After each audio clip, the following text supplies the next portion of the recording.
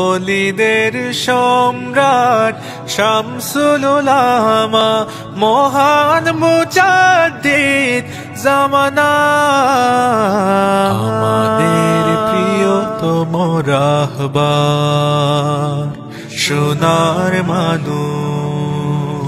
আসসালামু আলাইকুম ওয়া রাহমাতুল্লাহি ওয়া বারাকাতুহু।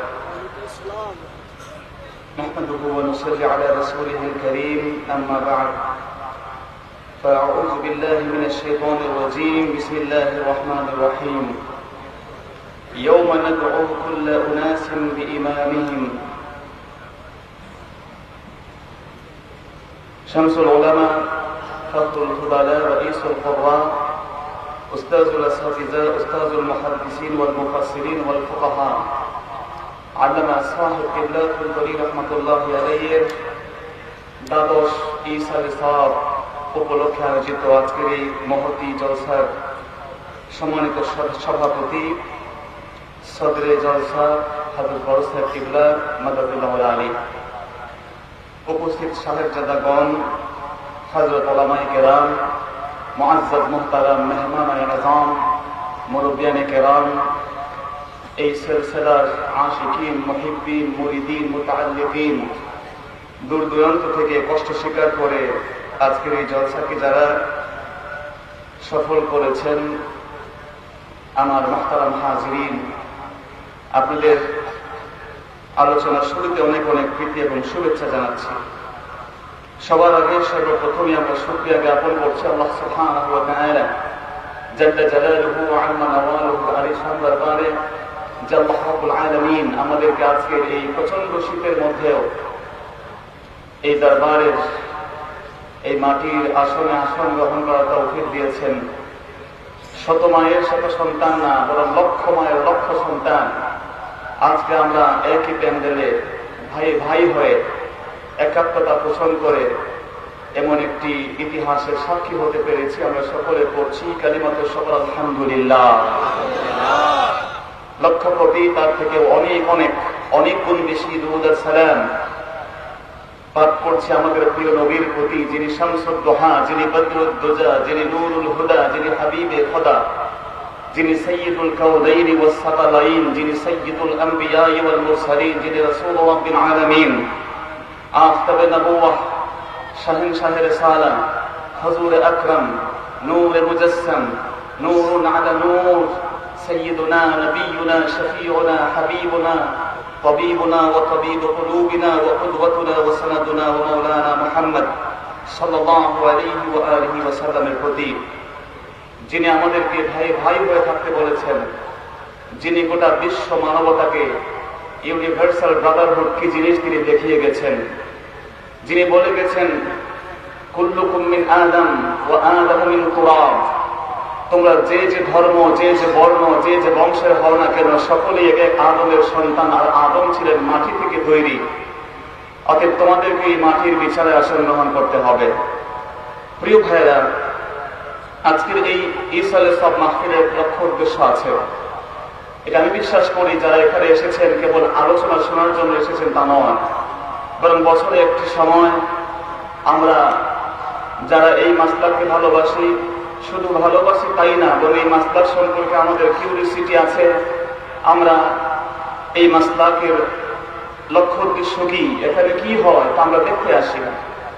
যে আল্লাহ সুবহানাহু ওয়া তাআলা আমাদেরকে আজকের এই মাহফিলকে যে মহান ওলির উদ্দেশ্যে আয়োজিত করার তৌফিক দিয়েছেন, সে মহান ওলির নীতি আদর্শ কি, তার শিক্ষা কি, তার মুরিদদের চরিত্র কি, তাদের তাবিআত কি, তাদের নেচার কি, তাদের তার সুযোগ এখানে আল্লাহ পাক করে দিয়েছেন। আলহামদুলিল্লাহ। এজন্য একজন মানুষের ইমাম থাকা দরকার, নেতৃত্ব থাকা দরকার, নেতার আনুগত্য থাকা দরকার। ইসলাম সেই শিক্ষা দিয়েছে, তুমি তোমার নেতার আনুগত্য করো। আমেরিকার বুকে একজন মানুষ যখন টেলিভিশনের চ্যানেল ঘোরাচ্ছিল, সে হঠাৎ করে দেখলো যে হজের প্রোগ্রাম চলছে। সে জিজ্ঞেস করলো এত বড় প্রোগ্রাম কিসের? একটি শিশু সাহিত্য পত্রিকা আরবিতে লেখা আছে এই ঘটনা, বাস্তব ঘটনা বলছি আমি আপনাকে। সেই সময় একজন মুসলমান তার পিছনে ছিলেন, তিনি বললেন it's the largest gathering of Muslim community, এটি হচ্ছে আমাদের মুসলমানদের সবচেয়ে বড় সম্মেলন।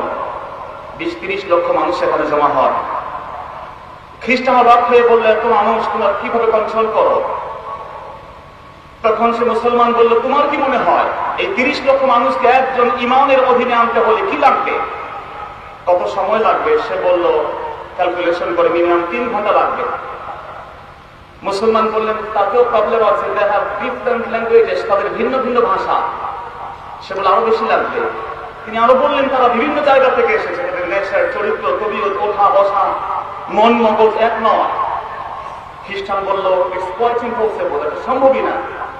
কিন্তু খ্রিস্টান দেখলেন যে মাত্র 2 মিনিটের মধ্যে লক্ষ লক্ষ মুসলমান এক ইমাম যা করে তারাও তা করে। বলেন সুবহানাল্লাহ। ইমাম যখন রুকু দেয় 30 লক্ষ মুসলমান ইমামকে ফলো করে। ইমাম যখন সাজদা করে 30 লক্ষ মুসলমান কেউ পিছনে তাকায় না, বরং সাজদা করে তাকে একজনকে, তিনি কে? এজন্য ভাইরা আল্লাহ সুবহানাহু ওয়া তাআলা সেজন্য বলছেন, ইয়াউমা নাদউ কুল্লা উনাসিন বিইমামিহিম, কিয়ামতের দিন আমি আল্লাহ ডাকবো তোমাদেরকে তোমাদের ইমাম সহ। ইমামের অনেকগুলো ব্যাখ্যা আছে, সময় খুব কম, এখন ওলামায়ে কেরাম আছেন। ইমামের একটি ব্যাখ্যা করেছেন রাঈসুল মুফাসসিরিন তানবীরুল মিকবাস লিখেছেন যিনি, তাফসীর ইবনে আব্বাস। রাঈসুল মুফাসসিরিন হযরত আব্দুল্লাহ ইবনে আব্বাস রাদিয়াল্লাহু বলেছেন, ইমাম আই বি ইমামি জামানিহিম, ওই জামানার যিনি লিডার, ওই লিডারকে সহ আল্লাহ পাক কিয়ামতের দিন ওই উম্মতকে ডাক দিবেন। বলেন সুবহানাল্লাহ। অতএব একজন মানুষ, তার এই দেহশীল দেহ নয়, তার দেহের সাথে রূহ আছে। দেহ এবং রূহের সমন্বয়ে মানুষ। দেহকে ঠিক রাখার জন্য আমরা খাবার দেই। দেহটা মাটির নির্যাস থেকে তৈরি, আর খাবার সবগুলো আছে মাটি থেকে। প্রিয় ভাইয়েরা, আম জাম কাঁঠাল যাই খাই, মাটি দিয়ে আমরা দেহকে পরিতোষ করি, যত্ন নেই। যার কারণে এই দেহকে খাবার না দিলে অসুস্থ হয়। ঠিক তেমনি রুহেরও খাবার দরকার। রুহের খাবার মাটির তৈরি খাবার নয়। রুহের খাবার হলো, কলবের খাবার হলো আল্লাহর জিকির, আল্লাহর ফিকির, মুরাকাবা, মুশাহাদা, জিকির, তাসবিহ, তাহলিল। এই সমস্ত কবরে ঢুকে চিল্লায় বসে আল্লাহকে স্মরণ করা। কথা বলেন ঠিক না? এবং সেই রুহু, এই কলব যে জিকিরে শান্ত, আল্লাহ বলছেন আলা বিযিকরিল্লাহি তাতমাইন্নুল কুলুব। আল্লাহ পাক কলবের দিকে তাকাবেন, অন্য কিছুর দিকে নজর করবেন না। আমেরিকার সেই খ্রিস্টান ব্যক্তি মুসলমানদের এই অর্গানাইজড ইমামতের যে ফলো আপ দেখে, তাদের যে অনুসরণ দেখে তিনি মুসলমান হয়েছিলেন সেদিন। আমেরিকায় কেউ মারা গেলে, বিদেশে কেউ মারা গেলে খ্রিস্টানরা তাকে বিউটি পার্লারে পাঠায়। জিজ্ঞেস করা কেন পাঠিয়েছে? তারা বলে, he is going to meet with our God, সে যাচ্ছে আমাদের প্রভুর সাথে সাক্ষাৎ করতে। আমরা বলি না আল্লাহ পাক তার চেহারা দেখবেন না, দেখবেন তার কলব। চলে বলেন, দেখবেন কি? কলব। সেজন্য আমরা কলবকে পরিতোষ করা দরকার। প্রিয় বন্ধুরা, এই কলবকে আপনি কিভাবে পরিতোষ করবেন? এই কলবে জিকির নাই, ফিকির নাই, মুরাকাবা নাই, মুশাহাদা নাই, কেবল আছে, অহংকার আছে, রিয়া আছে, অন্যের ভালো দেখলে ভাল লাগে না তা আছে। এটিকে ঠিক করার জন্য আপনাকে ঔষধ প্রয়োগ করতে হবে। খাবার না দিলে সে কলব অসুস্থ হয়। ফি কুলুবিহিম মারাদ ফাযাদাহুমুল্লাহু মারাদ, আল্লাহ বলছেন তার কলবের মধ্যে আছে অসুস্থতা। আর এই অসুস্থতা আল্লাহ পাক আরো বাড়িয়ে দেন। অসুস্থ কলব আছে, কলবে সালিম আছে, কলবে মাইয়িত আছে, ওয়ালাহুম কুলুবুন লা ইয়াফকাহুনা বিহা। সে বিষয়ে আপনারা অনেকে আমার চেয়ে ভালো জানেন।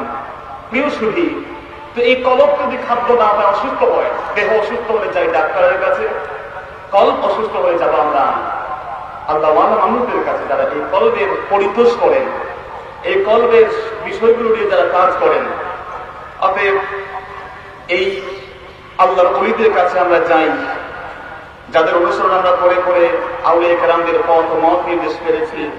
তাদের মধ্যে একজন বড় একজন আল্লাহর ওলি ছিলেন, যার নাম ছিল মহিউদ্দিন আব্দুল কাদের জিলানী রাহমাতুল্লাহ আলাইহি। আজকে তার বংশধর এখানে এসে কথা বলেছেন। সেই বংশধরের যিনি পূর্বপুরুষ ছিলেন, তিনি মহান আল্লাহর ওলি ছিলেন। 18 পারা কোরআন মায়ের পেটে বসে তিনি মুখস্থ করেছেন। সুবহানাল্লাহ। যাকে বলা হতো গাউসে আজম। এ নিয়ে বিতর্ক আছে।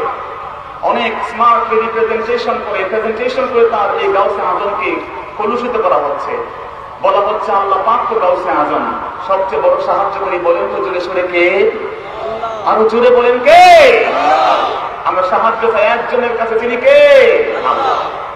আর গাউসে পাক বা গাউসে আজমকেও বড় সাহায্যকারী বলা হচ্ছে। গাউস শব্দের অর্থ সাহায্যকারী নয়, সাহায্য। সাহায্যকারী আর সাহায্য এক জিনিস নয় ভাইরা। যদি গাউসে আজম বললে শিরিক হয়, আমি মনে করি, ইটস মাই পার্সোনাল অপিনিয়ন, আমি মনে করি না তার সাথে আমার সাথে একমত হওয়া জরুরি। আমি মনে করি যদি কেউ মাওলানা বলে, যে অর্থে গাউসে আজম বলে শিরিক হয়, মাওলানা বললেও শিরিক হয়, কারণ মাওলানা একজন। যদি বলেন তিনি কে? আল্লাহ বলছেন আনতা মাওলানা ফানসুরনা আলাল কওমিল কাফিরিন। আমরা আল্লাহকে মাওলানা বলি, আমরাও মাওলানা।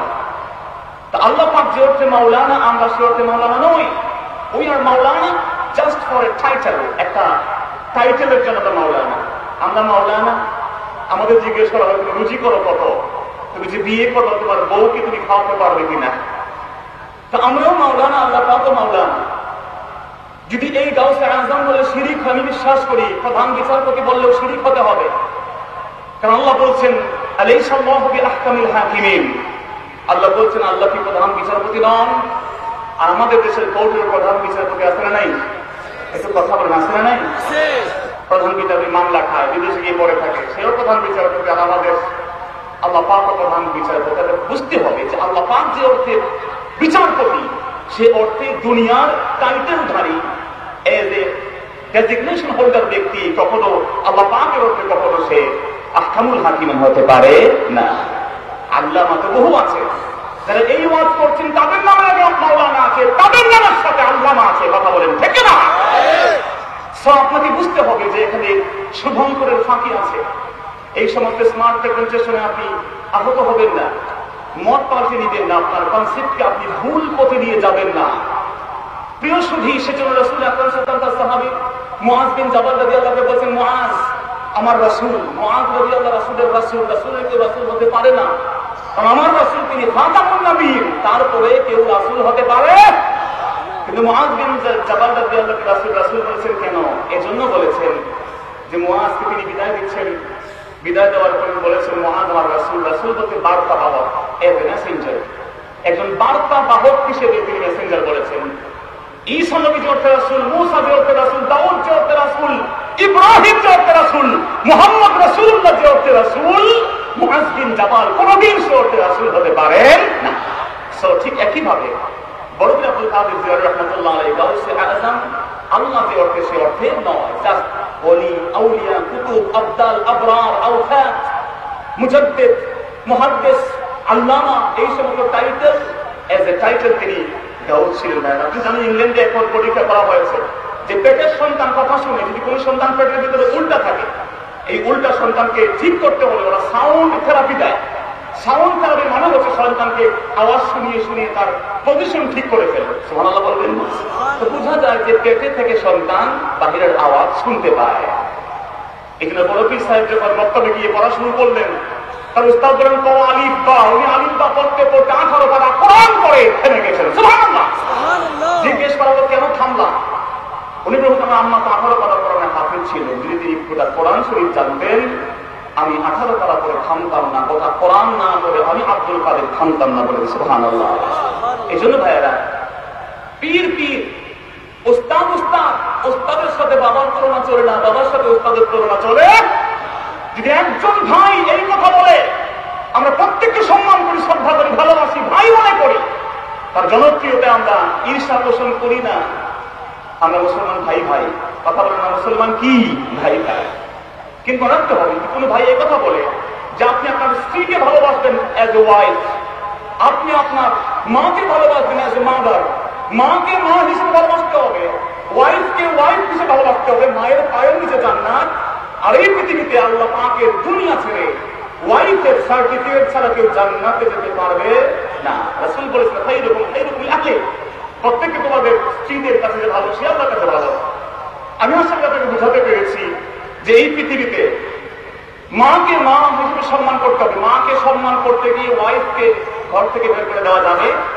ঠিক একইভাবে বিবিকে ভালোবাসতে গিয়ে মাকে ঘর থেকে বের করে দেওয়া কি যাবে? যাবে না। তার মানে বোঝা গেল যে মা মা, বিবি বিবি। কিন্তু সেই ভদ্রলোক যদি বলে আমার বাবাই হচ্ছেন সবচেয়ে বড় পীর, আর পীর কি পীর কি পীর হচ্ছে আমার বাবা, বোঝা গেল তার এই ভদ্রতা ভদ্রতা নয়, তার এই কথাগুলো প্রিমেচিউরিটি, তার কথার মধ্যে অনেক অকাল দক্ষতা আছে। কথা বলতে না ঠিক কিনা? বাবাকে ভালোবাসতে গিয়ে পীরকে অপমান করা যাবে না। ওস্তাদ পীর বলতে কি আমরা বুঝ, আমি মনে করি পীর হচ্ছে তাদের টিচার, তিনি আমাদের ইনস্ট্রাক্টর, আমাদেরকে বুঝাবেন কখন কি লাগবে, তিনি সেই ইনস্ট্রাকশন দিয়ে দিবেন। পীর মানে এটা নয় যে এখানে আসো, আসলে জান্নাতে নিয়ে যাব। এই দরবার তো সেই দরবার যেই দরবারে আল্লামা লিখলে সাহেবকে তারা রাগ করেন, যেই দরবারে কিবলা লিখলে সাহেবকে তারা গুসা করেন। কথা বলেন ঠিক না? এই দরবারের বিপক্ষে এই দরবারকে বেদাতের তকমা লাগাইতে দেওয়া যাবে। এই জন্য ভাইয়ের আমার, আল্লাহ সুবহানাহু ওয়া তাআলা আমাদেরকে এমন এক মাসলাক দিয়েছেন, যেই মাসলাক কেবল খানকায় বসে ঝিমায় না, যেই মাসলাক কেবল জিকিরের তাসবিহ নিয়ে ঘুরে না। তুমি যে ওলি আল্লাহর বিরুদ্ধে কথা বলছো, এই মজলিসে লক্ষ মানুষ আছেন, আমি বিশ্বাস করি আপনারা আমার সাথে দ্বিমত পোষণ করবেন না। আপনি বুকে হাত দিয়ে বলেন তো, যে রোহিঙ্গা মুসলমানরা আমাদের কাছে এসেছেন বাংলাদেশে, কষ্ট করে পাহাড় মরু ঘাট সব পার হয়ে এনারা আমাদের কাছে এসেছেন কত কষ্ট করে। আপনি কয়দিন তাদেরকে নিয়ে ভেবেছেন? আমার মনে হয় না আপনি 10 দিন ভেবেছেন তারা কেমনে ঘুমায়। আমার মনে হয় না আপনি কোনদিন ভেবেছেন এই কঠিন ঠান্ডার মধ্যে আপনি প্যান্ডেলে বসতে পারেন না, তাদের মাথার উপরে ছাউনি নাই, তারা কি কষ্ট করে থাকে। এই কথাটা আপনি from your deep part of your heart, আপনার হৃদয় থেকে আপনি ভেবেছেন। 10 দিন ভেবেছেন আমি বিশ্বাস করি না। আপনি 20 দিন ভাবেন নাই, কিন্তু আপনি জানেন এই দরবারে যিনি আজকে দায়িত্বশীল আছেন, একজন মুরব্বী, একজন বড় বৃদ্ধ মানুষ, তার এই বয়সে কমপক্ষে 30 বারের উপরে অলুখিয়াতে 700 কিলোমিটার দূরে গিয়ে রোহিঙ্গা মুসলমানদের বারান্দায় ঘুরেছেন। কথা বলেন ঠিক না? আপনি আজকে থামেন, আপনি আজকে আউলিয়া কেরামদের বিপক্ষে কথা বলার আপনি দায়িত্ব রাখেন।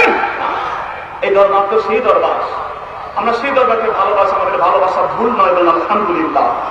প্রিয় বন্ধুরা, এজন্য আমরা যে যেখানে আছি, বিভিন্ন দরবারের চিন্তা ভাবনা, কনসেপ্ট, পদ্ধতি ভিন্ন থাকতে পারে, প্রত্যেকেই ভিন্ন পদ্ধতিতে আপনারা শিক্ষা দিতে পারেন। কোরআন শরীফের বাগদাদি কায়দা আছে, নুরানি কায়দা আছে, কোরআন শরীফ শুদ্ধ করার জন্য ডিজিটাল কায়দা আছে, বিভিন্ন কায়দা আছে। আপনার উদ্দেশ্য কোরআন শরীফ সহি শুদ্ধ করা।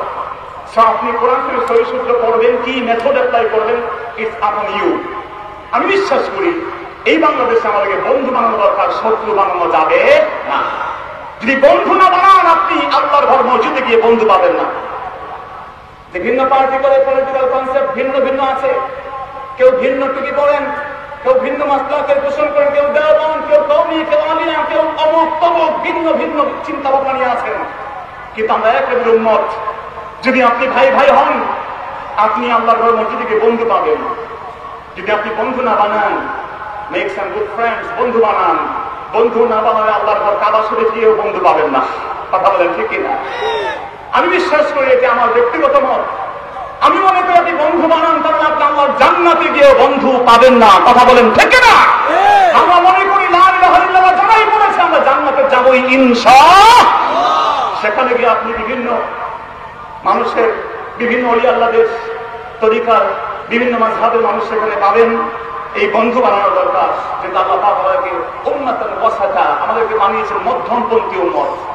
নিউট্রাল জোনে আমরা থাকবো। আজকে তালাশ এর জানাজা আমরা পড়েছি, জীবনটা খুব ক্ষণস্থায়ী। যেই মুরব্বী আমাদের কাছে চলে গেলেন, এই দরবারে একটা খুঁটি ছিলেন, আলহামদুলিল্লাহ বলেন। আল্লাহ আমাদেরকে ধৈর্য ধরার তৌফিক দিন, বলেন আমিন। এত লক্ষ মানুষের জানাজা তারা ভাগ্যে ছিল, আল্লাহ পাক আজকে তাকে সাক্ষী দিয়েছেন। রাসূল কারীম সাল্লাল্লাহু আলাইহি ওয়াসাল্লামের সামনে একটি লাশ চলে গেল, ফাউসনি আলাইহি ফাকালা ওয়াজাবাত ওয়াজাবাত ওয়াজাবাত। আরেকটা লাশ চলে গেল, তার উপরে বদনাম করা হলো। রাসূল কখনো বলে ওয়াজাবাত ওয়াজাবাত ওয়াজাবাত। ওমর ইবনে খাত্তাব খুব ক্লেভার মানুষ, তিনি বললেন যে রাসূলুল্লাহ মুররা বি জানাজাতিন ফাকালা ফাউসনি আলাইহি ফাকুলতা ওয়াজাবাত ওয়াজাবাত ওয়াজাবাত। একটা লাশ গেল, প্রশংসা করা হলো, আপনি ওয়াজাবাত ওয়াজাবাত আদর্শ করে যেতে বললেন। আরেকটা লাশ চলে গেল, বদনাম করা হলো, আপনিও তখন ওয়াজাবাত বলেছেন। কারণ কি? রাসূল বললেন, শোনো, যখন ওই লাশটা চলে যাচ্ছিল তোমরা প্রশংসা করছিলে, আল্লাহ পাক তোমাদের মুখের ভাষাকে সাক্ষী হিসেবে কবুল করে আল্লাহ সুবহানাহু ওয়া তাআলা তারই বান্দাকে গুনাহ মাফ করে জান্নাতের ঠিকানা দিয়ে দিয়েছেন। সুবহানাল্লাহ।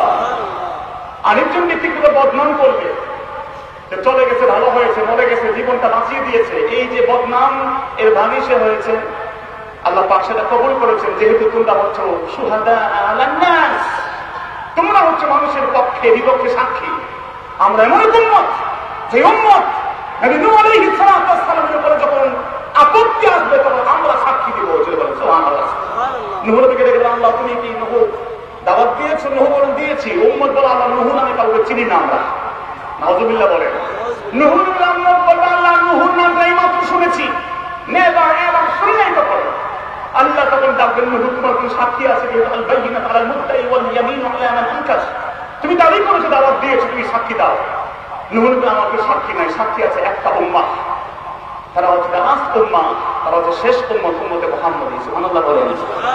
আমরা সেটা বলি আল্লাহ নিশ্চয়ই নূহ নবী দাওয়াত দিয়েছেন, কারণ আমাদের রাসূল বলেছেন উম্মতের নূহ আবার লাঠি মিছিল করবে। আমাদের দেশে আমরা কেউ মিলাদ পড়ি, কেউ পড়ি না। মিলাদ পড়লেই কেউ জান্নাতে যেতে পারবে সহজেই, নামাজ না পড়লে আমি বিশ্বাস করি না। এই দরবার বিশ্বাস করে মিলাদে কিয়াম করা সম্পূর্ণ মুস্তাহাব। এই দরবার বিশ্বাস করে কেউ যদি আজীবন ইয়া নবী সাল্লাল্লাহু আলাইহি ওয়া সাল্লাম বলে, সে আল্লাহর ওলি হতে পারে, সে আল্লাহর জান্নাতের মালিক হতে পারে। কথা বলেন ঠিক কি না? এই দরবার এই বিদ্বেষ ছড়ায় না, কিন্তু যারা মিলাদে কিয়াম করে আমাদের বিরুদ্ধে লাঠি মিছিল যদি করা হয়, লাঠি মিছিল তো প্রতিবাদের ভাষা নয়, এক্সট্রিমিজম, এটা হচ্ছে জঙ্গিবাদ, এটা হচ্ছে সন্ত্রাসী কার্যকলাপ। কথা বলে ঠিক না? সব ভাইয়েরা আমার, এই জন্য আমরা ভাই ভাই হব। আমরা হচ্ছি মধ্যমপন্থী উম্মত, উম্মতে ওয়াসাতা। এই জন্য আমি আপনাদের কাছে কিছু উদাত্ত আহ্বান জানাবো যে আমরা যেন ভাই ভাই হতে পারি।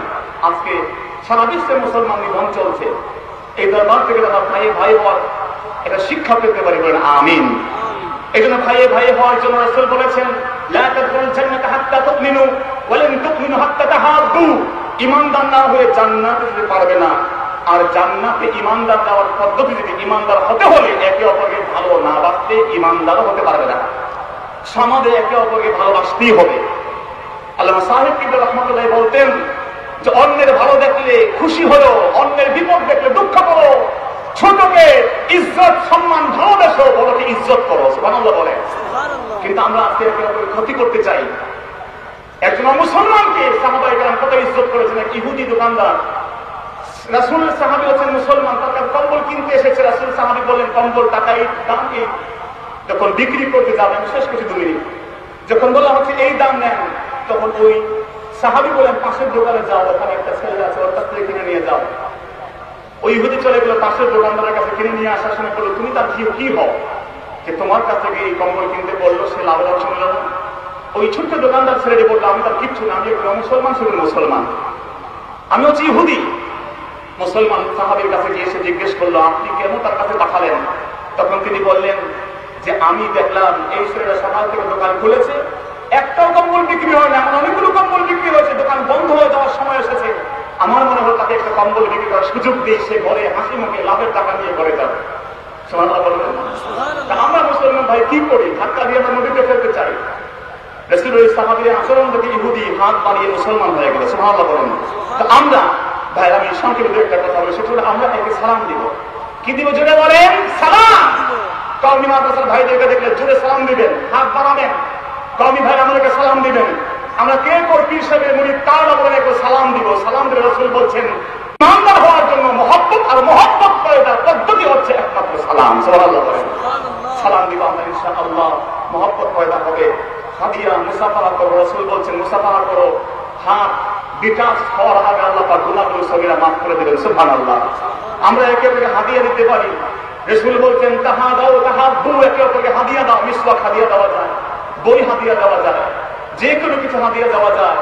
আমার ভাইরা, অনেক মুসলমান আমাদের দেশে আছেন, মুসলমানরা আছেন যারা কুরবানির দিন ছাড়া গরুর গোশত খেতে পারেন না। আমরা 1 কেজি গোশত কিনে 2-1টা পেঁয়াজ কিনে, পেঁয়াজ তো কম দিয়ে রান্না করে এখন আমাদের মায়েরা ছিঁড়ে গেছে, সেই পেঁয়াজ দিয়ে কিছু তেল দিয়ে আমরা সেই গভীর অরণ্যে যে কোনো জায়গাতে আমরা যেতে পারি যে আমার ভাই 1 বছরে 1বার সেটা গোশত খেতে পারে না, তার কাছে পৌঁছে দিতে পারি। সে যখন কাজ শেষে এসে আলু ভর্তা দিয়ে ভাত খাওয়ার নিয়ত করে যখন গোশত দেখবে, তার চোখের পানি আপনাকে জান্নাতে নিয়ে যাবে। সুবহানাল্লাহ। এটা আনন্দ।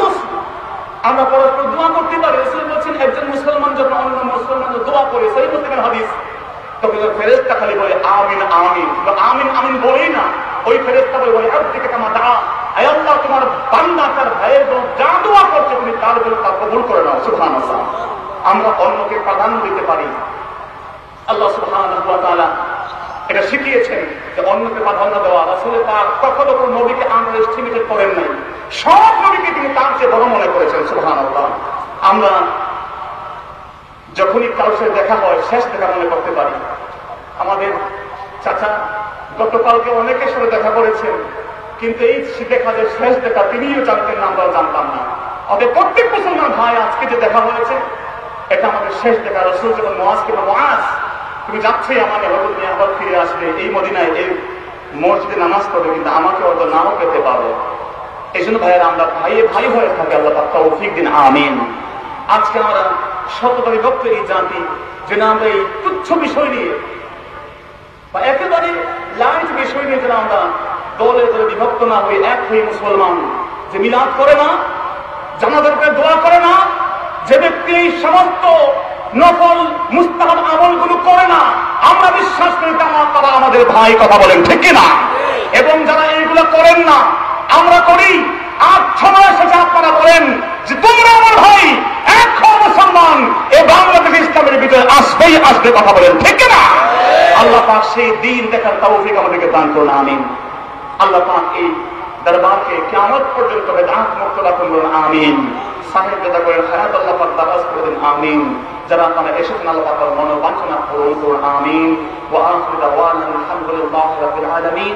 আসসালামু আলাইকুম ওয়া রাহমাতুল্লাহি ওয়া বারাকাতুহু। তিনি লক্ষ মানুষের দিশারি, সুন্নিয়তের তিনি কান্ডারি, ঘুমে আজ জান্নাতি গুলজার, আমাদের প্রিয়তম রাহবার, সোনার মানুষ।